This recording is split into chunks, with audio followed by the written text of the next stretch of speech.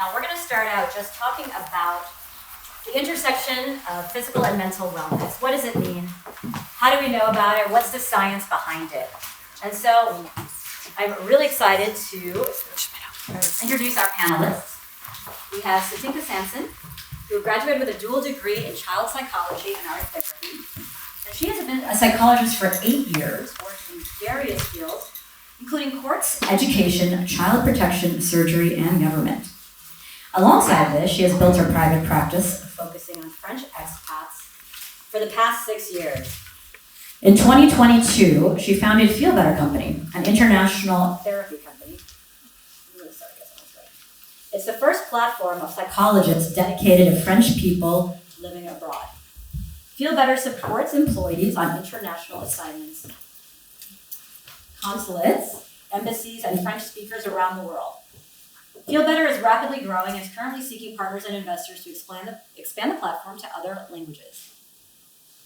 Then I have Emma Wassenat. She is a physiotherapist, and she has worked as a physiotherapist with a number of high-level and Olympic athletes, as well as a number of high-performance research laboratories. All right. Third, we have Michael McCollum. I'm not doing this in any order. Everybody is like sitting in a different order that I'm presenting it. He is the co-founder of Blemish Wellness. Michael earned his bachelor's in communication studies in 2018, and then his master's from the University of Southern Mississippi in human capital development in 2023. Mental health has been an important piece of his life since 2016. Lastly, he is a father to a very active 6-year-old girl, Zamy Lynn McCullough. And last but not least, I'm very excited. We have an Olympian here named Abby Udo Udoma. He is a 10-year national team athlete for Team USA and the current beach athlete director for USA Team Handball. He's a reigning USA Team Handball National Player of the Year, and he was here at the Paris Olympics playing for the Beach Handball Showcase on the 29th, or finished the 29th, right? Thank you all for being here. So I think what I'm going to start with is the science question. So I'm going to ask Satinka, so where do you see mental and physical health really improving individual lives? Hello? No, it's not working, but that's okay. I can talk like this. Do you hear me? Okay. Yes, we can see the effects, in fact, in 4 different areas: behavior, emotional state, psychiatric disorders, and social relationship. When you do sports, it requires discipline, rigor, and perseverance. And for some people who suffer especially of psychiatric disorders, for example, like depression or bipolar disorders, it's very helpful because it's like a structure for them. So the first point is that. When we do sports, we got the creation of certain hormones like dopamine, adrenaline, sorry for my accent, and noradrénaline, and endorphins. And it's very important to create this type of hormones because it improves our brain for motivation, mood, but also decision making and memory. And the last one, it's about teenagers. Because for teenagers, it's very interesting because when you do sports, you interact with other people. It's a social activity. But for teenagers, sometimes it's very difficult to make friends and express themselves in different ways. So it can be very helpful for them to break with isolation, but also build their self-esteem and trust in others. Thank you. And in your practice, what kind of numbers and statistics have you seen where there has been a real relation and improvement in one, like let's say physical health or mental health or vice versa between the two? in a matter of statistics, it's a bit difficult to provide a precise number, but I think almost for every patient, when I see they can do it, I suggest them to do it.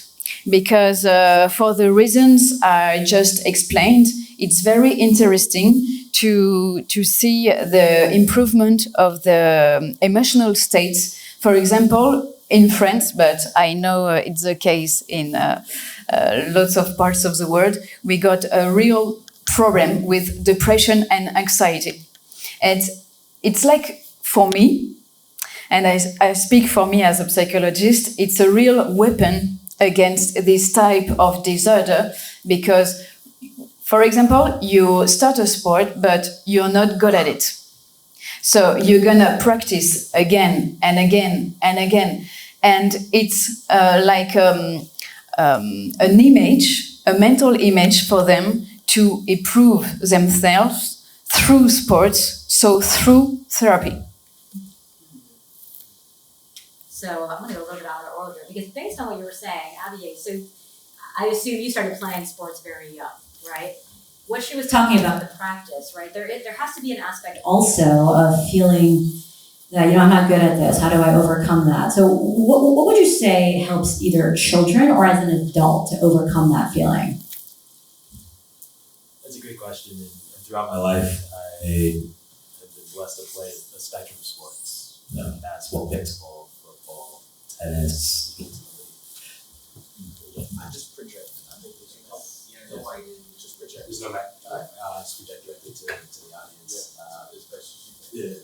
I've been extremely blessed to have played a spectrum of sport and to have had an experience where I've experienced the majority of what many people can on the success spectrum, from being someone that you've never heard of to being here at Paris 2024, having won championships, international accolades. And when you experience the highs of highs and the lows of lows, it helps you put all of life into perspective, particularly on the court.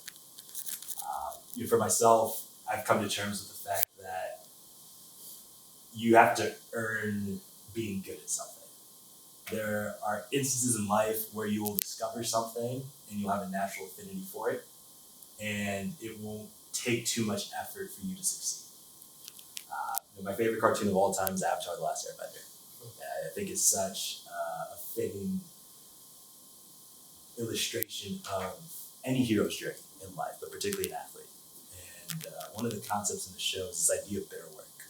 As the protagonist tries to master all the elements, there's always one element that is opposite the innate nature of the protagonist. It takes a little bit more effort. It takes a little bit more of a struggle. Maybe that subject in school that's a little bit more difficult than the other ones for you. And having gone through that journey as an athlete, I've just accepted that there will be things in life that when I first discover them, I have to earn the right to be good at. I'm here after 10 years competing internationally, another half decade in the sport of handball, and another decade of being an athlete before that. I'm finally here at my first Olympics. And knowing how long that took, there are things in life when they're new to me, I'm like, okay, I've got to put in, whether it's my 5-year, my 10-year, my 15-year, and just knowing how long the path of persistence, as was recently alluded to, takes with certain endeavors. I've learned not to take it personally when I'm not good at something. Because I know mastery, having experienced it in at least one field, it takes time. And I know for a lot of people, not personally identifying with your failure is a concept that may be new, or it may be difficult to wrap your head around. This idea that I can fail and fail and fail and fail at something, and then sleep on it, and fail and fail and fail and fail and sleep on it, and then fail and then I'll succeed. And just knowing that that's life. And knowing that's not personal when you try something and you don't get it right, or if you try something and you miss a shot. We all have to miss our shots before we learn the patterns and the pathways to make them consistently.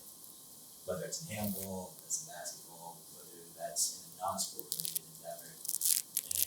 And I'm fortunate that sport has been my vehicle to learn about life, and to learn about how I need to strive as a human being, physically and mentally. There's a lot to that answer, and also what Satinka was saying, there's a lot of that about resilience, right? And it's almost, and I don't want to put words in your mouth, so please tell me if I'm wrong, but it's like, with that aspect of sports, you're able to actually have this, this feeling of calmness in your mental health as well. We'll talk more about that later too. I wanted to take a little turn because, I'm sure all athletes can say it's not just, you as an individual, there's a team. And so Emma, how does the role of physiotherapy extend beyond physical treatments to include mental support for athletes, especially in such a competitive, intense environment such as the Olympic Games? So, hi everybody, you can hear my beautiful French accent. But we are in Paris for 2024 Olympic Games, so I will answer in French. This is for your dad.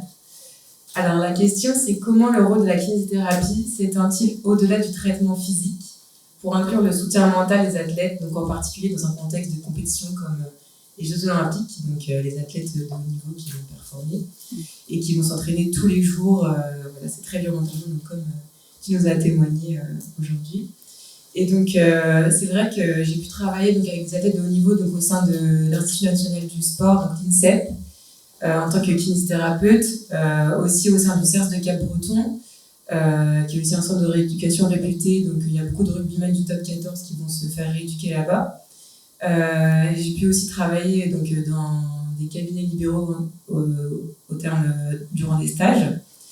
Et enfin, j'ai pu travailler dans des clubs professionnels de hand, et donc j'ai pu, à travers toutes ces expériences, voir comment fonctionne cette sphère donc autour de l'athlète de haut niveau, comment on va l'accompagner, comment on va accompagner les athlètes à performer. Donc c'est vrai que nous, à la télé, on voit surtout le jour de la performance, mais il y a toute une préparation en amont. Donc à l'INSEP, j'ai pu y être donc, du coup, pendant les 4 ans avant donc, cet événement. Et c'est vrai que les équipes, donc, pour accompagner un athlète, il faut travailler en staff, donc on appelle ça un staff, qui devient de plus en plus grand puisqu'on est toujours à la recherche de la performance. Donc le staff s'élargit de plus en plus. Maintenant, dans le staff, on n'a pas uniquement le coach et l'athlète et le médecin. On va avoir le coach, l'athlète, le médecin, le préparateur physique. On va avoir le préparateur mental, le psychologue. On va aussi avoir des data scientists. Donc ça, c'est vraiment pour performer au niveau. On va avoir tout ce staff qui va s'élargir. Et l'important, donc moi, ce que je trouve, ce qui en ressort pour accompagner au mieux un sportif, ça va être de vraiment avoir un staff qui a un discours commun, qui va essayer de ne pas, l'athlète puisse ne pas aller dans la bonne direction, aller vite, être efficace. Donc quand on est à la recherche constante de la performance, c'est ça, c'est avoir un staff qui va être cohérent, qui va toujours communiquer. Et donc voilà, l'importance de cette communication en équipe. Donc voilà, donc on fait ce qui est très important dans le staff médical, donc j'ai pu en faire partie. On pourra en discuter après plus longuement. Après, le second point, concrètement, en tant que kinésithérapeute, c'est vrai qu'on va faire passer des questionnaires de la douleur. Donc, dans ces questionnaires de la douleur, on va avoir beaucoup d'items qui vont toucher. On va pouvoir savoir, niveau psychologique, l'athlète, comment il se sent par rapport à sa blessure. Donc là, je pense par exemple au questionnaire ACL-RSC Questionnaire, English time. Voilà, donc les questionnaires comme cela, on va avoir l'aspect psychologique. Donc, en tant que kinésithérapeute, on va vraiment suivre ça. Et donc, si besoin, on va réorienter vers un psychologue si besoin. L'athlète, on va communiquer avec lui, être empathique, être vraiment à l'écoute. Donc, c'est comme ça, en tant que kinésithérapeute, un bon kiné qui va pouvoir accompagner les athlètes à performer du coup dans le plus haut niveau, puisque c'est pas facile tous les jours, comme on a pu nous l'expliquer. Et donc, avec tous ces outils, donc, j'ai pu mener une étude. Donc, moi, je me suis intéressée aux critères de retour au sport lors de mon étude, mon mémoire de fin d'études. Je vous le passerai si vous voulez le consulter. Donc, parce que la question qui revient souvent, c'est quand est-ce que je peux retourner sur le terrain. Quand on est kiné, on l'entend toujours. Donc là, on a mon futur collègue Cédric Lucas qui est présent dans la salle, donc il pourra témoigner. C'est quand est-ce qu'on retourne sur le terrain. C'est la question de tous les sportifs. Et donc, en tant que kiné, donc moi, j'ai trouvé la meilleure façon d'accompagner un sportif, c'est d'être honnête avec lui.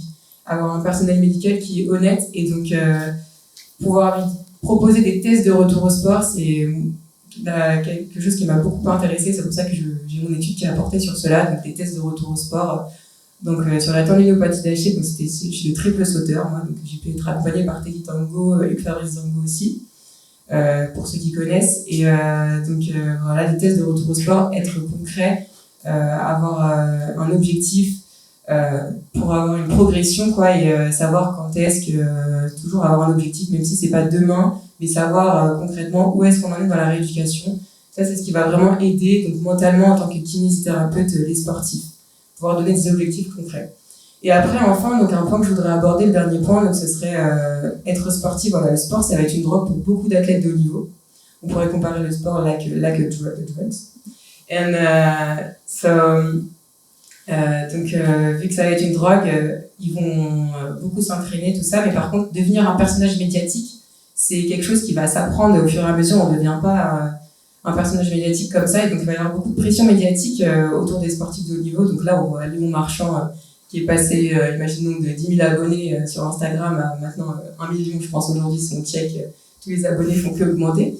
Et donc c'est ça, être un personnage médiatique, c'est quelque chose qui va être difficile à gérer pour un athlète, et c'est vrai que le kiné, ça va être souvent le premier confident donc, dans le sport de haut niveau. Donc ça va être le kiné qui va être témoin souvent d'un mal-être mental, d'une pression médiatique trop forte, d'un article qui a été mal perçu. Par exemple, un journaliste va écrire un article sans vraiment forcément avoir une arrière-pensée, mais derrière, l'athlète a beaucoup transpiré, donc la moindre petite remarque qui peut être à fleur de peau. Donc c'est vrai que le kiné, donc, il va être témoin de tout ça, et on va accompagner surtout chez des publics qui vont être très jeunes. Donc là, je pense à l'équipe de France de gymnastique, donc qui va être, la moyenne d'âge va être de 19 ans, 20 ans. Donc c'est vrai que ça peut être difficile à recevoir. Donc la presse, donc c'est vraiment, c'est pas un monde à part. Être athlète de haut niveau, c'est un package. Donc c'est pour ça que je suis ici, pour témoigner en tant que kiné, et que je suis très heureuse de partager ce panel avec divers profils, parce que c'est vrai que c'est un staff, toujours une équipe, et pour que ça fonctionne bien, il faut que toute la communication, ça va être le plus important.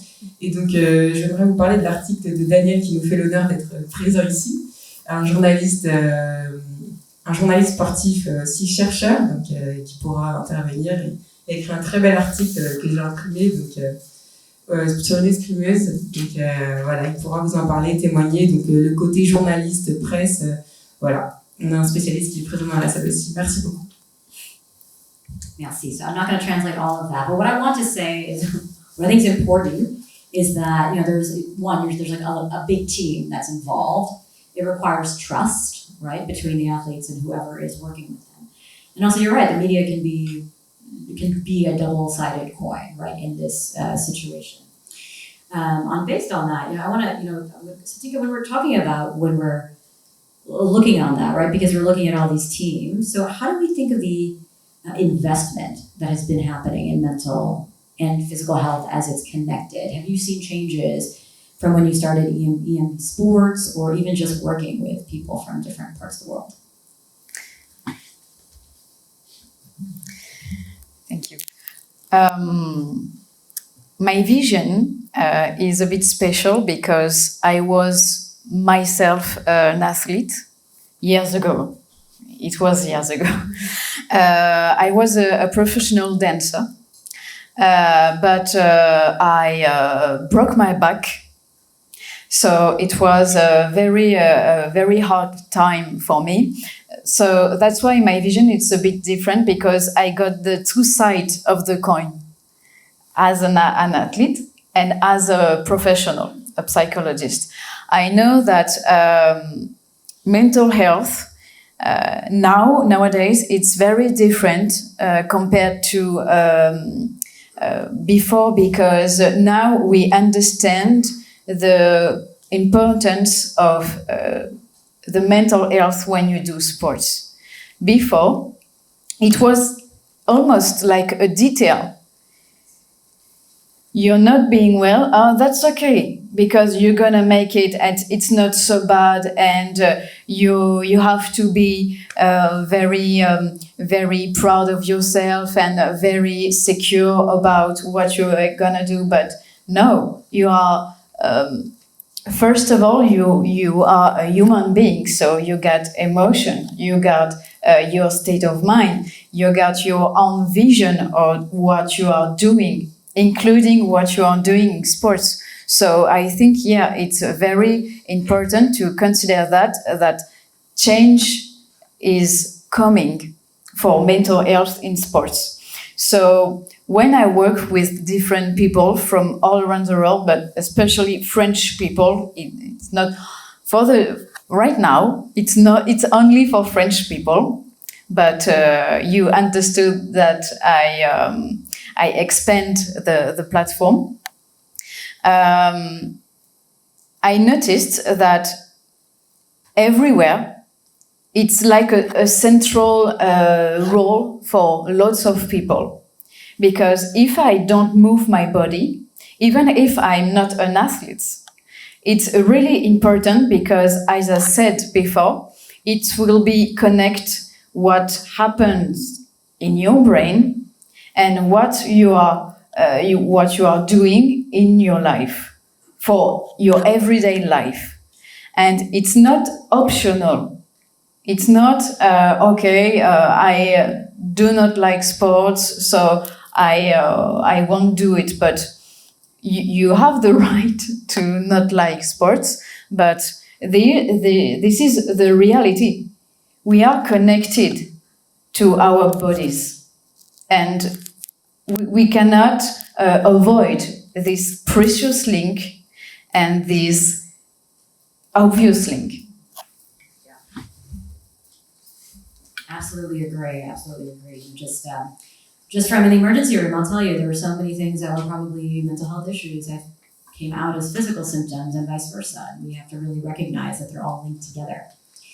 This also brings up a good point. When we're talking about when we want to make sure that children also realize, now that we know this, we want our children to be able to invest in this and know how important this is. So Michael, we were having an interesting conversation. So Michael's a father to a 6-year-old, and he's noticed the differences and the changes while your daughter was involved in sports. Can you tell us a little bit about that? So for anybody who is thinking about putting their children in sports, how important is it and why?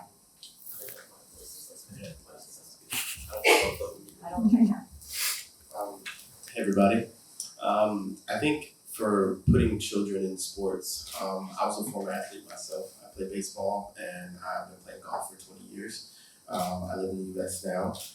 But for me, when I started putting my daughter in sports, we started with gymnastics when she was in 18 months. And that really gave us a foundation of like athleticism. And then we moved on to soccer and then to piano and cheerleading. And so I think the intentionality is the way that I have seen her react as she has more control and more awareness of her own body. And we are active together. And so I'm going on walks or being outside and being active, and she's doing that. And so as we talked a little bit about how the resilience and the determination of playing, when she first started playing soccer, she wasn't that good, and she was getting upset very quickly. And as a 5-year-old girl at the time, now 6, her emotions were just all over the place. But since she has been playing sports, I've been teaching her how to kind of breathe through it and be a lot more aware of how she's feeling and pursuing and doing hard things. And so I think for putting children in sports, I think some people do it just so you have an activity to do. But for me, it was really intentional because I have seen how she has developed more awareness about her own body, and also like she's able to regulate herself much better because she is involved in sports and she is active. And so I know for myself, I am better mentally when I am active physically. When I have gone to the gym and done the things that I need to make sure that my body is strong, I know that I feel well. And so I don't think that we always think about children that way. We think they just always want to play. But I think that's their body asking for activity. And we have gone to work and we're tired and we don't want to go do those things. But for me, I have just been very intentional about making sure that we have that activity together and exposing her to a lot of different sports and seeing what she's learning. And I think that the determination and perseverance and the resilience of doing the hard things has just completely changed her in the past 2 years. I just look from her first soccer game to her last soccer game. She's like a completely different player in just 1 year, but her athleticism and her activity and like her mental state in the game is kind of what I've been focusing on. And it was just intentional behind the scenes to make sure that I am doing physical activity with her and for her and creating this environment where she is active, but I'm seeing the benefits of how she reacts when something's going on in the house and how she's managing her emotions and the things that we talk about. I've just seen such a positive transformation in her because I was intentional about making sure that she had an awareness of her body, and now that awareness of her mind also exists. So, it's kind of a win-win, and I think parents should just really think about what it is they want their children to learn, because doing sports with children is a commitment, and you are running and going and after work and you've got practices and all these other things, but for me, I just wanted to create just an awareness in her about her body and herself as a human and how she interacts with this world. And as a mental health champion, I think I just want to give her that advantage of just the knowledge of self. And so as she continues to excel physically, then mentally she's also getting the same benefits. Yeah, that speaks to even adults. We need the same thing, and just setting up those habits is really important. So I'm going to take it back to ABA. I wanted to ask actually, because we were having an interesting discussion prior, just when we're talking about resilience and also how do you think about it as an individual. And you're talking about how you're really intentional cognitively about your mental and physical health. And I'm curious, do you see a difference when you're doing an individual and then you also play a team sport? What's it like in those different avenues? Because I imagine it's not the same. And how do you navigate that? Because you're also a unit, you're also an individual. What is that like?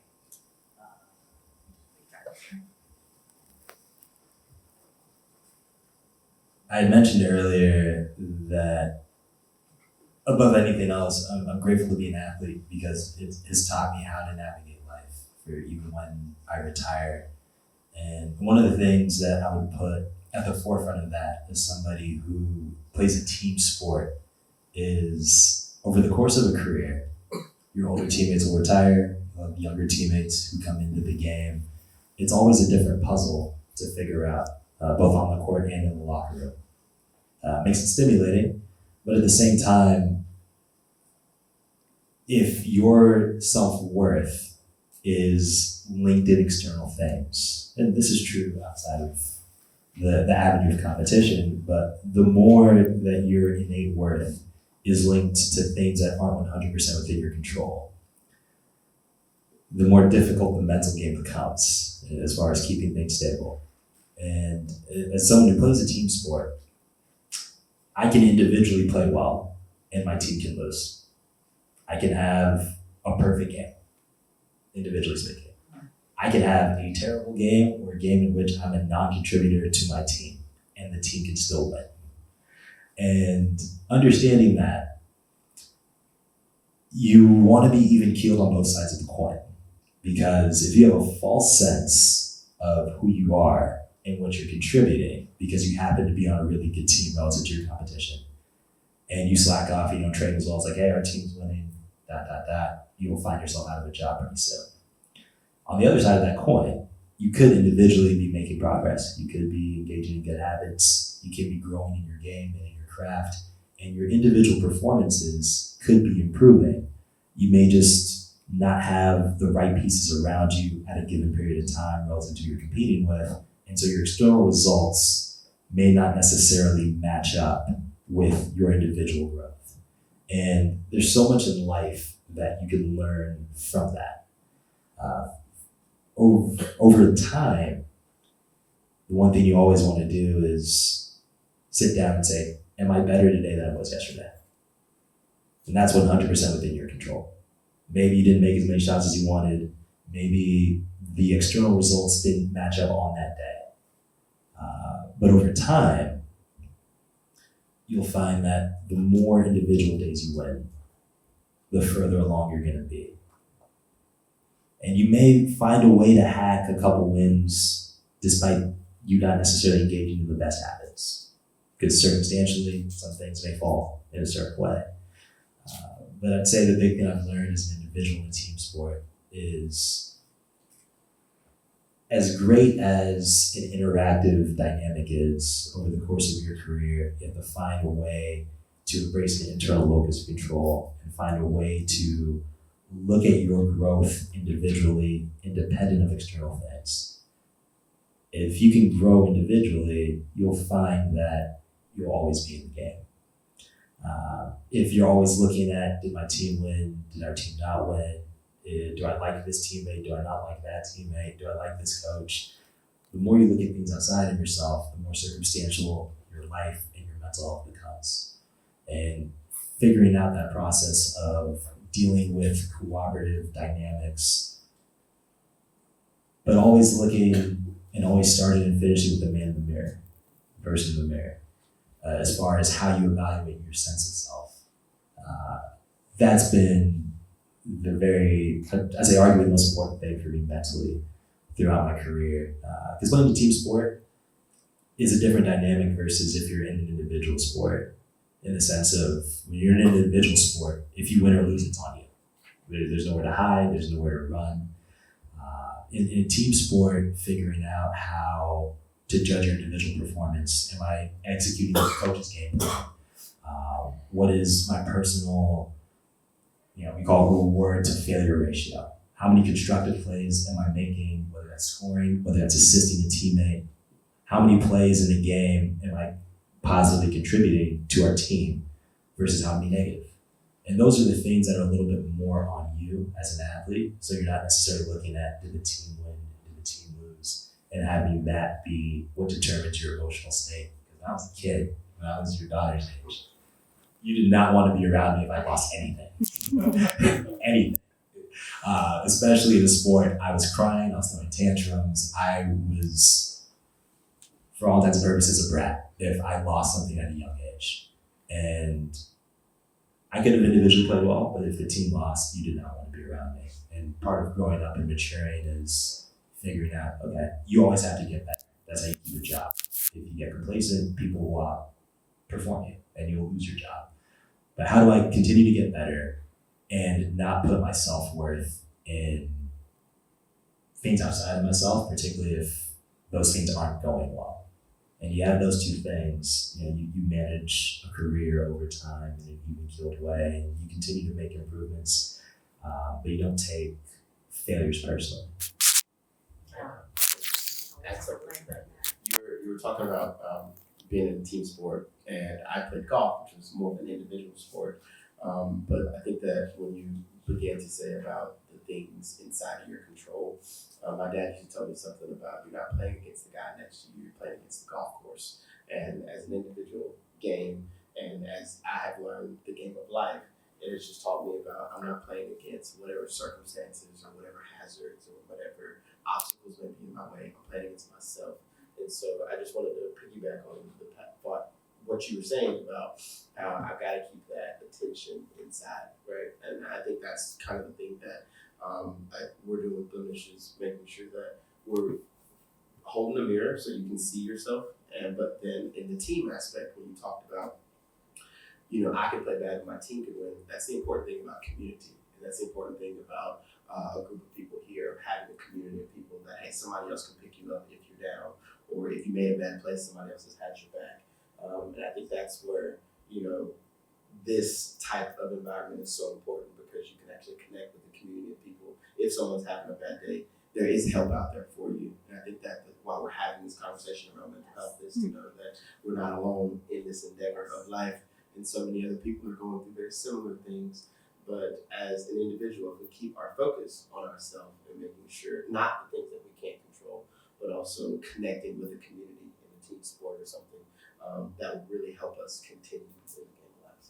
Connection makes a really big difference with mental health and the epidemic of burnout. So we're almost done with this panel, so I wanted to see if we can take one question from the audience, if someone has a question for any of our panelists.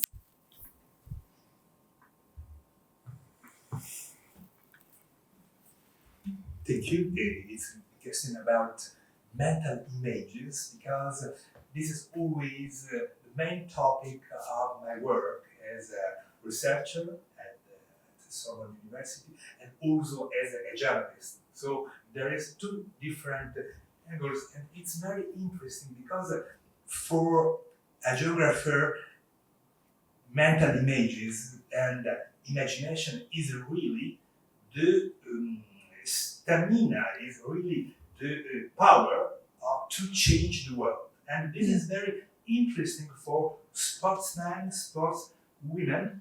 And for example, when we open our imagination, when we nurture our imagination, when we don't paralyze our imagination, we become able to accomplish transformative realizations. For example, when we create a big city like Paris, or every other geographical organization, in other words, our output can change the world. And so this is very interesting for, in my opinion, for sportsmen and sportswomen who have a toolkit for change their performance and to improve their performance. New findings in cognitive studies may suggest that imagination plays a major role in order to change things. So this is why I'm interested to the work of people, like for example Emma. That is true when they want to be a champion, for example. That is true when they have to overcome difficult, bad situations. For example, now in Olympics, we can every day be a witness of that. And this is true also when, for example, athletes follow a very heavy trainings. Or also, this is true when they decide to, for example, to compete in very, very difficult situations. So this is the example of the Brazilian specialist athletes in fencing. It was really interesting. So it's just my speech is just to say that imagination can be really a very important aspect to improve this heart of to be besides athletes. And so it's just to say what is your point of view about this question, about this powerful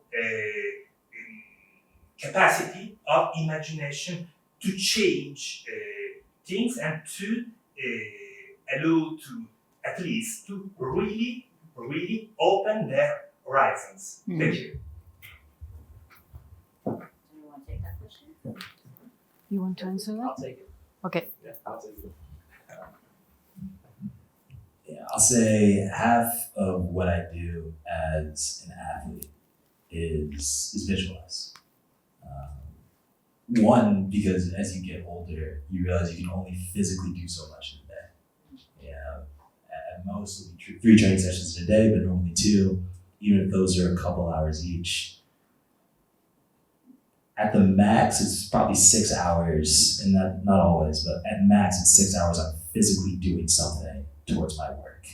And you realize that trying to push that number, you hit a point of diminishing returns as far as how much recovery time you need before you can have another active training session.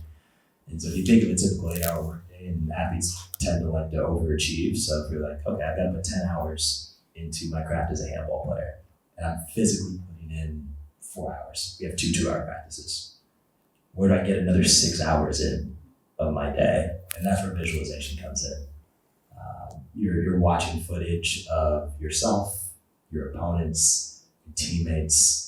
There's a whole mental game that is associated with what you visually see, gaining information from that, and trying to project a greater reality. Yeah, after every training session I have, because at least on my national team, we record every practice. And so my practice is get there, train, cool down. As we're cooling down, video assistant airdrops to all of us our practice footage. I get home as I'm unwinding from the day, I watch back every rep of practice. And sometimes it's a 10-minute process. It's like, okay, this is pretty straightforward. But as you're watching and you're visualizing, you're seeing what's working well, what's not working well, individually in concert with your teammates. Now with smartphones, which we didn't have at the start of my international career, it's very simple to take a clip transpose, edit it, send it to a teammate. It's like, hey, in this situation, we're struggling to get this, but here's an example of what looks really good. And then that teammate can watch it over and over and over again and have the image of what success in our field that we're striving for looks like. And that's, I'll take half of what I do is if I can't innately visualize what it is that's going to make us successful, if I'm trying to figure out how to break down an opposing defense and I just can't think of the answer, I'll search out visually what the answer is, maybe another team, another player. Team sport at the highest level is a copycat endeavor, and that's for any sport. You know, you can't really keep secrets for too long because everything's on film. And if you do something that's good, everybody's going to want to copy it. And that's it. That's probably half of what I do as an athlete is just visualize, is look at tape, whether it's of myself, of other people, opponents, other prominent players, not just within my sport, but in other sports, people who could inspire me. That's a big part of what I'm a champion for, is trying to draw inspiration from as many different sources as you can.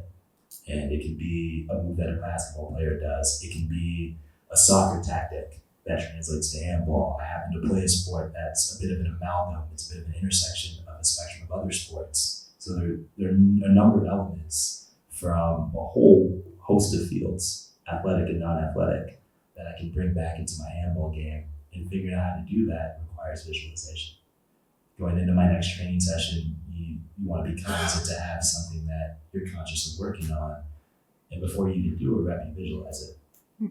If you don't score a goal, it's like, okay, you didn't score a goal, but can you visualize what success would look like in the rep that you did? And the more you make a habit of constantly trying to visualize what success is in your field, it makes it a lot easier to figure out whatever it is that you're trying to do. And that mental rehearsal over time just becomes a habit. You know, before I take a shot, just visualize a couple different iterations of me succeeding. And then going into that shot, I'm also significantly more positive. I hope that thoroughly answers your question. I think this is a really insightful one, particularly for myself, because as I said, visualization is about half of what I do from a time perspective as a handball player.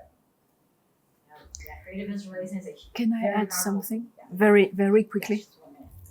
Okay, I got 1 minute. Yes, I just wanted to add something because, in my opinion, I think it depends also a lot of personalities of athletes. The other day, I just saw the documentary on Netflix about Simone Biles. And I think it's the perfect example of just what you said minutes ago about how this kind of rare personality can change a whole world in sports and not only in gymnastics.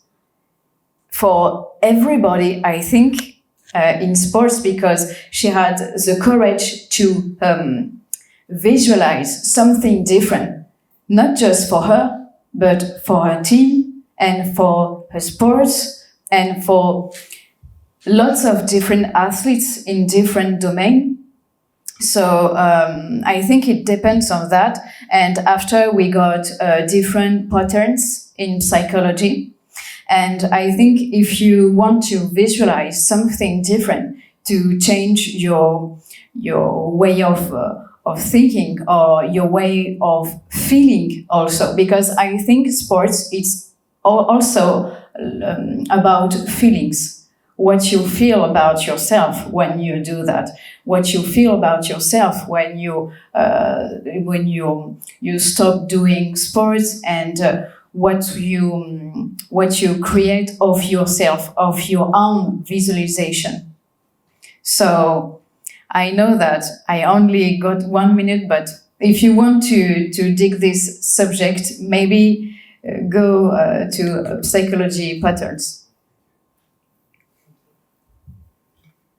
We could obviously talk all evening, but we have a bunch of great speakers coming. So I want to thank our panel. Thank you so much.